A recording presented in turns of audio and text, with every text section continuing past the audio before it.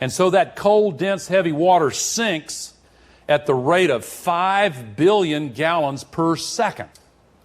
And then that pulls that current back south.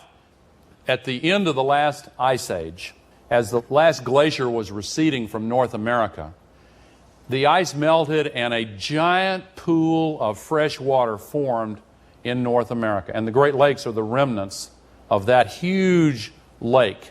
An ice dam on the eastern border formed, and one day it broke. And all that fresh water came rushing out, ripping open the St. Lawrence there. And it diluted the salty, dense, cold water, made it fresher and lighter, so it stopped sinking. And that pump shut off. And the heat transfer stopped. And Europe went back into an ice age for another 900 to 1,000 years. And the change from conditions like we have here today to an ice age took place in perhaps as little as 10 years' time. So that's a sudden jump. Now, of course, that's not going to happen again because the glaciers of North America are not there. And is there any other big chunk of ice anywhere near there? Oh, yeah. We'll come back to that one.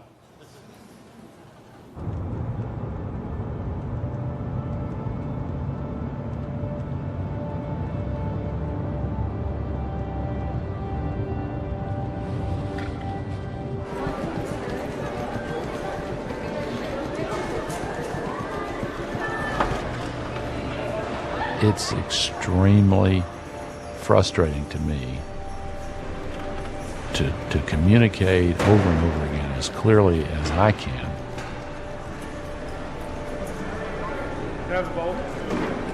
And we are still by far the worst contributor to the problem.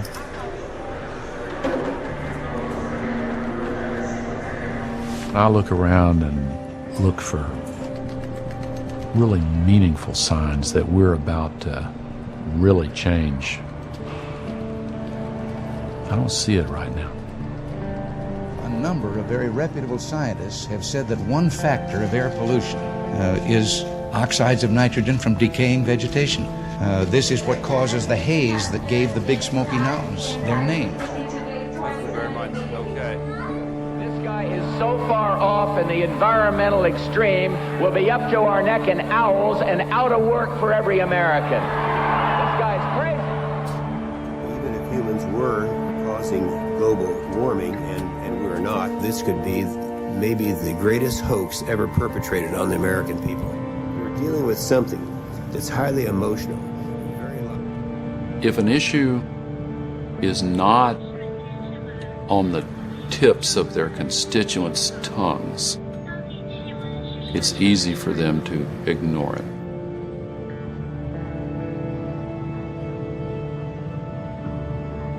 To say, well, we'll deal with that tomorrow.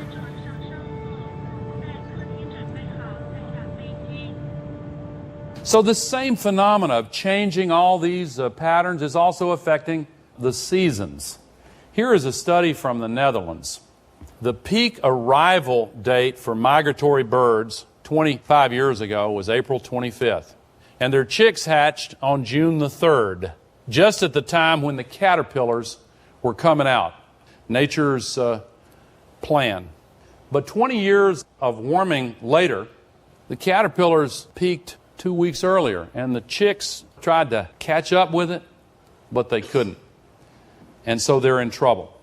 And there are millions of ecological niches that are affected by global warming in just this way.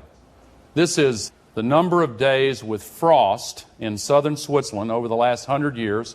It has gone down rapidly. But now watch this. This is the number of invasive exotic species that have rushed in to fill the new ecological niches that are opening up. That's happening here in the United States, too. You've heard of the pine beetle problem. Those pine beetles used to be killed by the cold winters, but there are fewer days of frost, and so the pine trees are being devastated. This is part of 14 million acres of spruce trees in Alaska that have been killed by bark beetles, the exact same phenomenon. There are cities that were founded because they were just above the mosquito line. Nairobi is one. Harare is another. There are plenty of others. Now the mosquitoes, with warming, are climbing to higher altitudes. There are a lot of vectors for infectious diseases that are worrisome to us that are also expanding their range, not only mosquitoes, but all of these others as well. And we've had 30 so-called new diseases that have emerged just in the last quarter century. And a lot of them, like SARS, have caused tremendous problems. The resistant forms of tuberculosis, there are others. And there's been a reemergence of some diseases that were once under control. The avian flu, of course, quite a serious matter, as you know. West Nile virus. It came to the eastern shore of Maryland in 1999. 2 years later, it was across the Mississippi.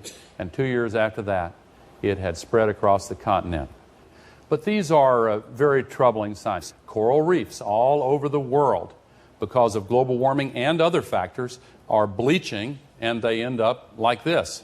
And all the fish species that depend on the coral reefs are also in jeopardy as a result. Overall, species loss is now occurring at a rate 1,000 times greater than the natural background rate. This brings me to the second canary in the coal mine, Antarctica, the largest mass of ice on the planet by far. A friend of mine said in 1978, if you see the breakup of ice shelves along the Antarctic Peninsula, watch out, because that should be seen as an alarm bell for global warming. And actually, if you look at the peninsula up close, every place where you see one of these green blotches here is an ice shelf larger than the state of Rhode Island that has broken up just in the last 15 to 20 years. I want to focus on just one of them. It's called Larsen B. I want you to look at these black pools here. It makes it seem almost as if we're looking through the ice to the ocean beneath, but that's an illusion. This is melting water that forms in pools. And if you were flying over it in a helicopter, you'd see it's 700 feet tall. They are so majestic, so massive. In the distance are the mountains, and just before the mountains is the shelf of the continent there. This is floating ice, and there's land-based ice on the downslope of those mountains. From here to the mountains is about 20 to 25 miles. Now, they thought this would be stable for at least 100 years, even with global warming. The scientists who study these ice shelves were absolutely astonished when they were looking at these images, starting on January 31, 2002, in a period of 35 days, this ice shelf completely disappeared. They could not figure out how in the world this happened so rapidly. And they went back to try to figure out where they'd gone wrong, and that's when they focused on those pools of melting water.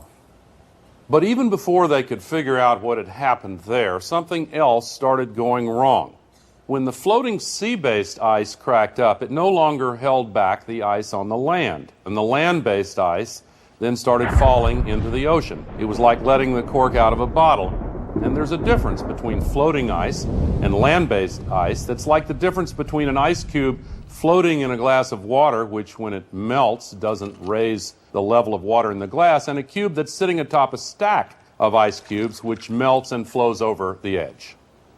That's why the citizens of these Pacific nations have all had to evacuate to New Zealand.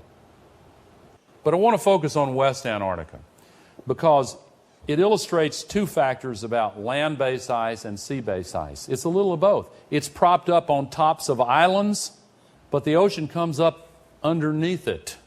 So as the ocean gets warmer, it has an impact on it. If this were to go, sea level worldwide would go up 20 feet.